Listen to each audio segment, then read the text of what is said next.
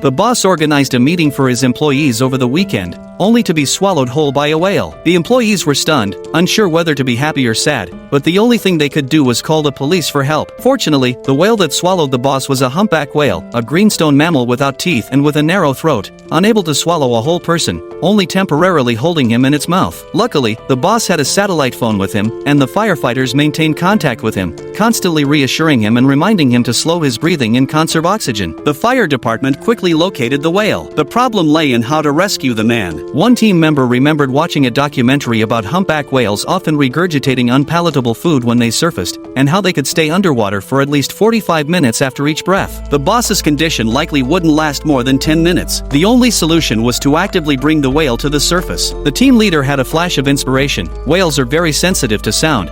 Perhaps they could use noise to lure it to the surface. How to transmit the noise underwater? He immediately came up with a plan. First, he placed a traffic siren over the bottom of the sea, then connected a megaphone with a valve and a long fire hose. Once the bottom of the sea was opened, a 120 decibel alarm would blast straight to the bottom. But at the captain's command, the siren roared, and the noise successfully reached the whale's ears. At this time, the boss was already semi-conscious due to lack of oxygen, and the situation was extremely critical. Fortunately, the method worked, and the disturbed humpback whale finally surfaced. It spat out the man's from its mouth, and a team member jumped into the sea without hesitation. After emergency CPR, the boss finally woke up, and the employees in the conference room breathed a sigh of relief. To express his gratitude, the boss decided to offer the firefighters a 2-day trip to space as part of the company's space tourism program.